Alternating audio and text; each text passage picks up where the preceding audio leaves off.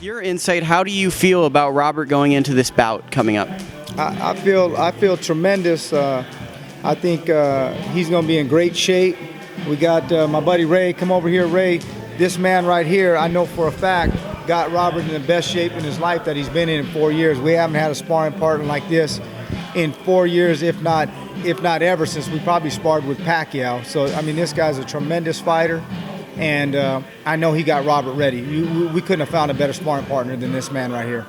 So it wasn't necessarily the training per se, but it was the amount of sparring he was getting facing guys that were equal to the guys he'd be in the ring with wasn't up to the level that he got for this camp? Well, I mean, I think obviously, you know, the training's very important. You got to be in shape, you got to eat right, you got to do your road work and this and that. But at the end of the day, in order to sharpen your tools, you got to have somebody that's going to keep you on your A game, keep you sharp. And I really feel, I've been with Robert since he was 15 years old. I don't think we had a sparring partner like this. Like I said, maybe since we've been at Wild Card with Manny Pacquiao, Israel Vasquez, multiple world champions. So outside of that, this is the best guy that we've ever had for sparring. Do you think Robert's getting slept on because he had a tough fight with Thurman? He came on real strong at the end. He probably would have stopped him if it was a 15-round fight. I think most people would agree. Aaron Martinez, he comes back a little early, gets dropped, and then wins the fight. Do you think people forget how good Robert Guerrero is leading into this fight? Well, I think the biggest thing that people forget is that Robert Guerrero at one time was a 122-pounder who won a featherweight championship of the world at 126. So you're talking about a guy who's fighting guys that are 6 weight classes bigger than him. And people forget that. Most of these guys that we so-called called stars or this and that, they couldn't even go up 1 weight class, let alone 2.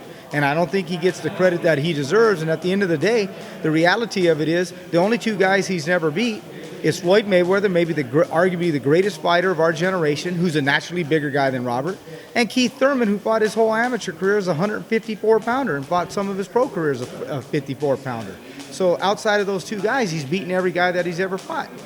Talk a little bit more about that, like how he, at 122, he had a different style, and he almost had to reinvent his boxing style, moving up weight classes to find an effective style, and it's kind of slept on that he doesn't get to fight the same way he grew up fighting because he's moving up in weight so much. No doubt about it. Obviously, you're fighting bigger guys, so you have to change your style up and things that you have to do because obviously they're bigger, stronger, longer.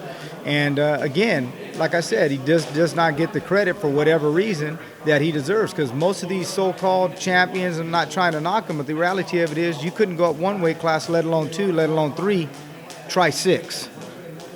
Well, and that's isn't that what Danny's doing right now? Is that he's going up a weight class kind of, and he hasn't proven his power quite yet. Well, he's definitely, he's moving up 1 weight class. Now, are you fighting, Robert's not a full-fledged welterweight, so you're fighting a guy, again, that turned pro as a 22-pounder or 26-pounder. Paulie Malignaggi is a natural junior lightweight, but Robert has been in there with true welterweights, and he's proven that he can hang in there. He's been durable, and he's proven that he can beat a guy like Kamagai. He beat an Aaron Martinez who went on to beat Devin Alexander. So from that regard, and Adine, who was undefeated, we had been off for almost 2 years and jumped up 2 weight classes.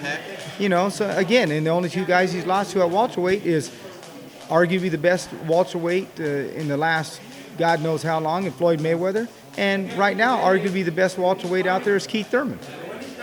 Okay, that's a very valid point. And I guess my question is, to further on this point, people forget, I guess, how much weight, like when you move up in weight, people think of it as almost like a video game, but they don't think about, like, when you block a punch, the punches actually hurt more when a heavier man is in the ring with you. So moving up weight classes, it's not as simple as skill level as in the sheer level of exhaustion from size.